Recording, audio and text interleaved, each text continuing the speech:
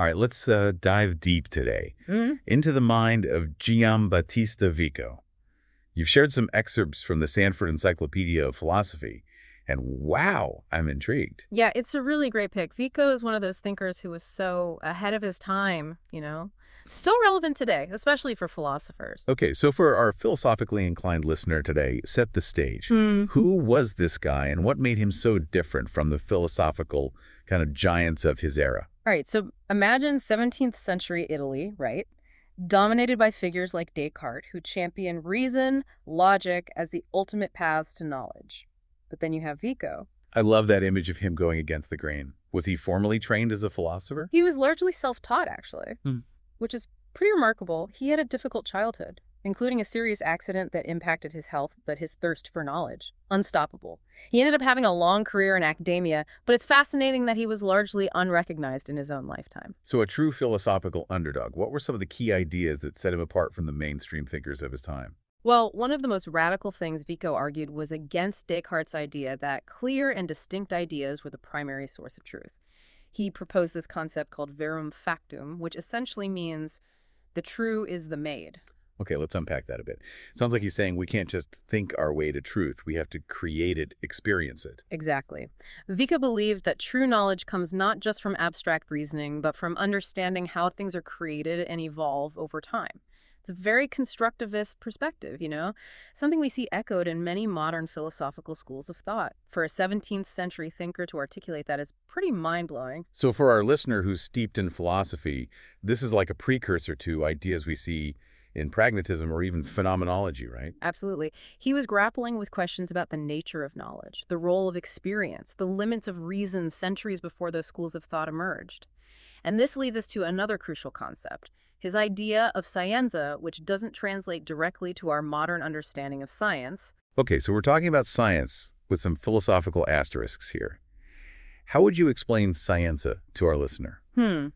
Think of it as a kind of deep, integrated knowledge that doesn't just describe the world, but helps us understand how it came to be and how it continues to evolve. For Vio, this involved understanding history, culture, language, all those elements that shape human experience. So it's like a holistic understanding of the world, Yeah. recognizing that knowledge isn't just about dissecting things into their smallest parts, but also seeing how they fit together in a larger dynamic whole. Precisely.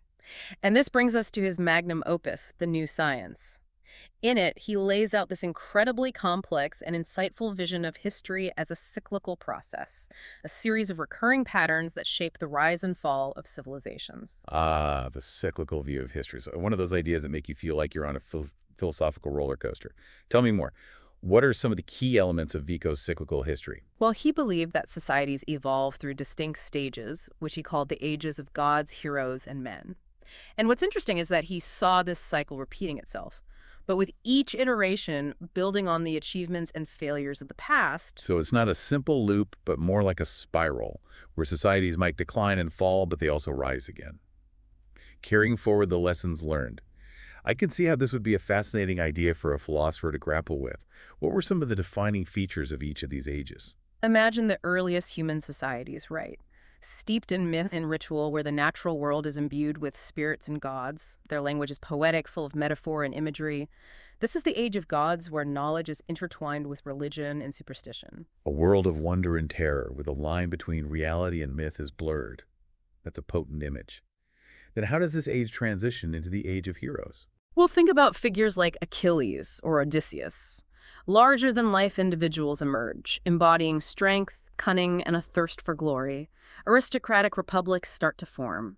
Laws are based on the power of the heroic class, and there's a shift from divine authority to human prowess. So a more human-centric world where individuals start to assert their will and shape their destiny.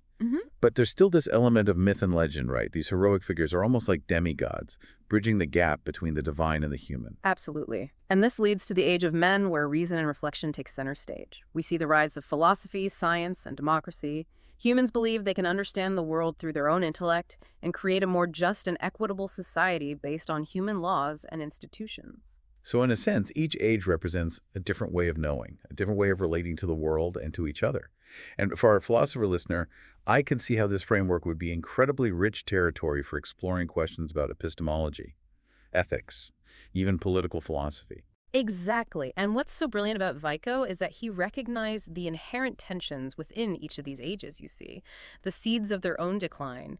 He argued that even in the age of men, there's a danger of what he called the barbarism of reflection. Okay, that phrase definitely needs some unpacking. Barbarism of reflection.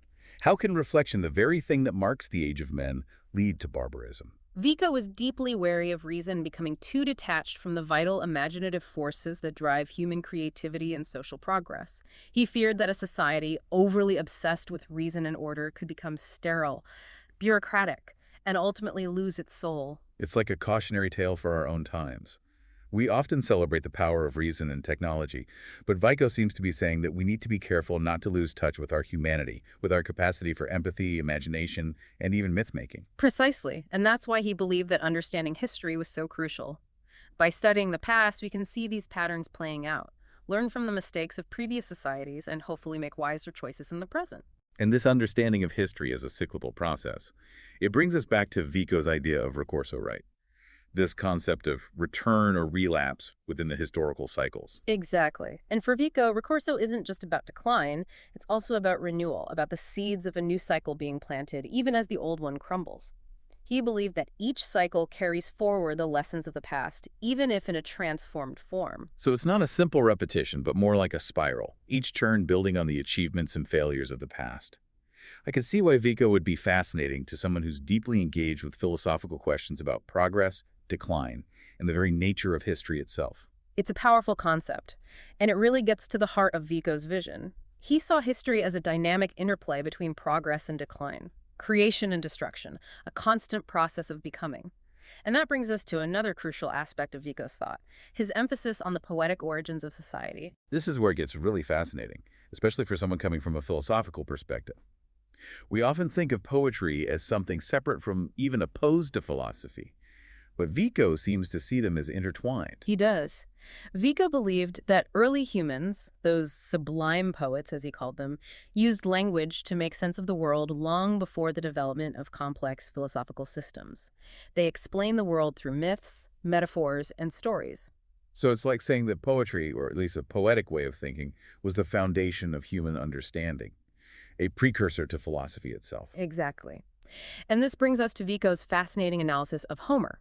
He argued that Homer's epics, like the Iliad and the Odyssey, weren't just the work of a single genius. Instead, he saw them as a reflection of the sensus communis of the ancient Greeks. Okay, let's break that down a bit. Sensus communis. It's not just common sense as we understand it today, right? Right. Think of it more as a shared understanding of the world. A set of beliefs, values, and ways of seeing things that were common to a particular culture at a particular time. Vico believed that Homer's poems captured the essence of the ancient Greek sensus communis, their way of life, their moral code, their worldview. So the poems weren't just stories. They were kind of cultural encyclopedia, a repository of wisdom and knowledge that shaped how the Greeks understood themselves and their place in the world. For a philosopher, this raises all sorts of questions about the nature of language, the relationship between culture and thought, and even the possibility of objective truth. Absolutely. Vico's analysis of Homer challenges us to think about the role of narrative in shaping our understanding of reality. Oh. It suggests that truth isn't just something we discover through reason alone, it's also something we create through language, through storytelling, through shared experiences. And this idea of sensus communis, it's not just a relic of the past, is it? We still have our own shared understandings, our own cultural narratives that shape how we see the world. It's like saying that each generation creates its own Homer, its own set of stories and myths that reflect its values and beliefs. That's a great insight, and it's one of the reasons why Vico's work is still so relevant today. He helps us see how these cultural narratives operate, how they shape our perceptions, and how they can be both empowering and limiting. So for our philosopher listener, Vico is offering a powerful tool for analyzing not just ancient cultures, but also our own contemporary world. He's helping us see the hidden structures of thought, the underlying assumptions that shape how we make sense of reality. Exactly. And this brings us to another fascinating aspect of Vico's thought, his idea of the three kinds of natural law. Now, you might be thinking, natural law isn't that a universal, unchanging concept? But Vico challenges that assumption. Okay, I'm intrigued. How does Vico's understanding of natural law differ from the traditional view? Well, he believed that natural law itself evolves over time, reflecting the different stages of societal development. Remember those ages of gods, heroes, and men? Each age, according to Vico, has its own distinct form of natural law. So it's like saying that our understanding of what's natural, what's right and wrong, isn't fixed, but rather changes as societies evolve. Precisely. And this idea is incredibly radical for the 17th century. It challenges the very foundations of moral philosophy and forces us to reconsider the relationship between culture, history, and ethics. Okay, I'm hooked. Tell me more about these three kinds of natural law. How do they manifest in each of Vico's historical ages? Well, in the Age of Gods, imagine a world ruled by fear and awe. Natural law in this stage is divine law. It's based on the perceived whims of the gods. A world where storms are seen as divine punishments and good harvests as rewards for piety. It's a very different understanding of the relationship between humanity and nature, isn't it? Completely different. And in this world, the pronouncements of priests, shamans, or oracles are seen as expressions of divine law.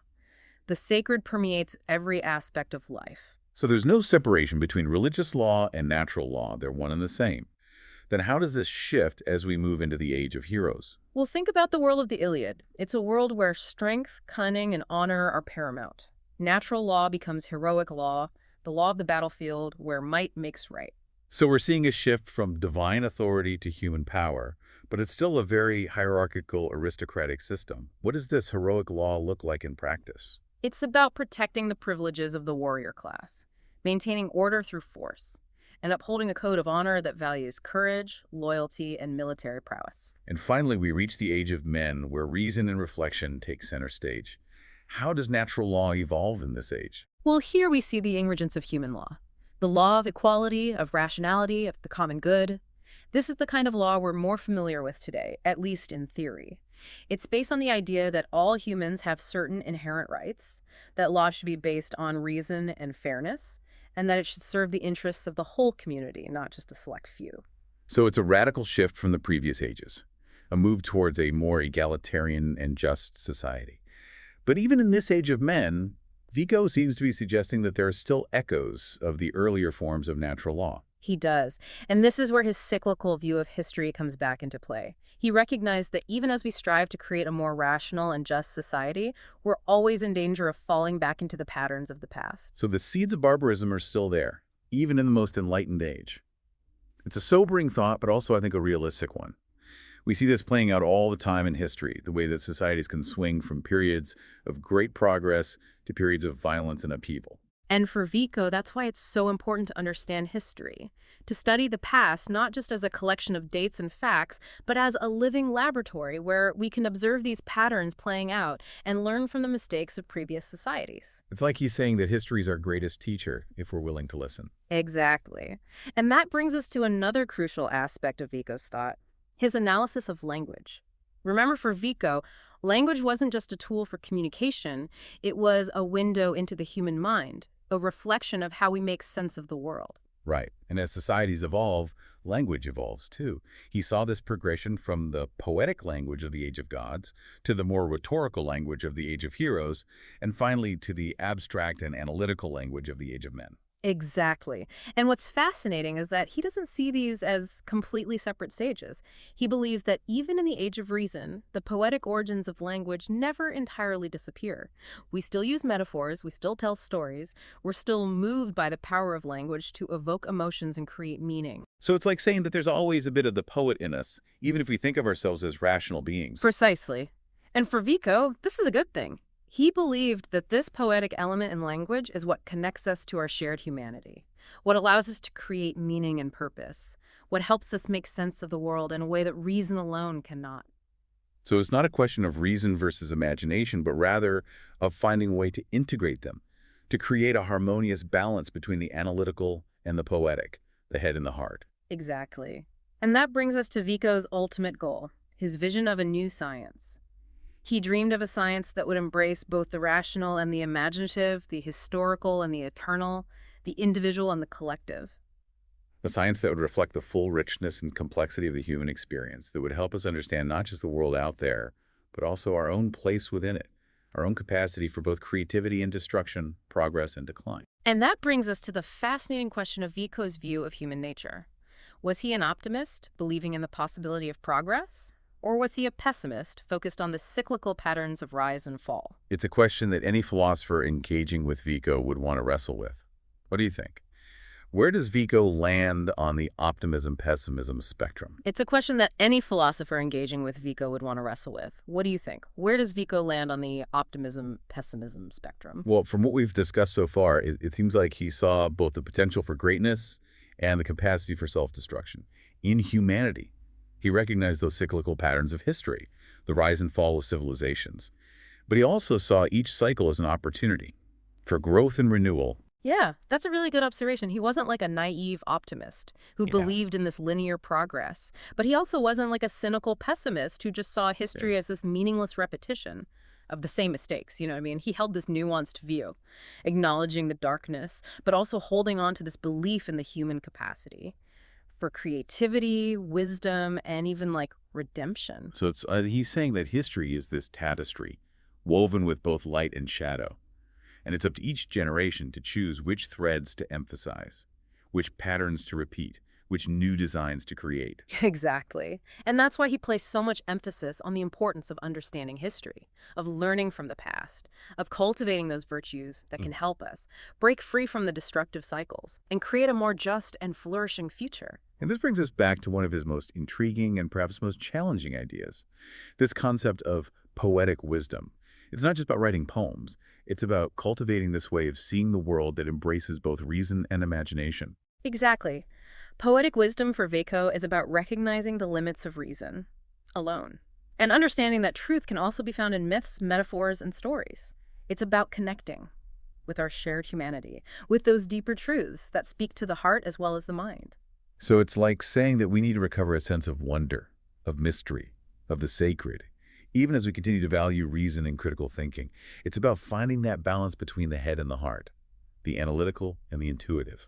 Absolutely. And this poetic wisdom, as Vico saw it, was essential for creating a truly just and flourishing society. He believed that without it, societies would inevitably fall into the trap of the barbarism of reflection. And that barbarism of reflection is such a potent phrase. It's a reminder that reason, when taken to an extreme, can become cold, calculating, Yeah. detached from the human element. It can lead to societies that are efficient, orderly, and even technologically advanced, but ultimately lack soul, compassion, and a sense of shared purpose. Exactly. And that's why Vico's work is so timely, you know? We live in this world that often celebrates reason and technology above all else. But Vico reminds us we need more than that. We need a sense of meaning, a connection to something larger than ourselves, a shared story that binds us together. And that's where the poetic comes in, that ability to create those narratives, those myths, those symbols that capture the human imagination and inspire us to strive for something greater than ourselves. Precisely. And for Vico, this poetic impulse wasn't something to be, outgrown or suppressed. It was a vital part of what makes us human, a source of creativity, wisdom, and ultimately of hope.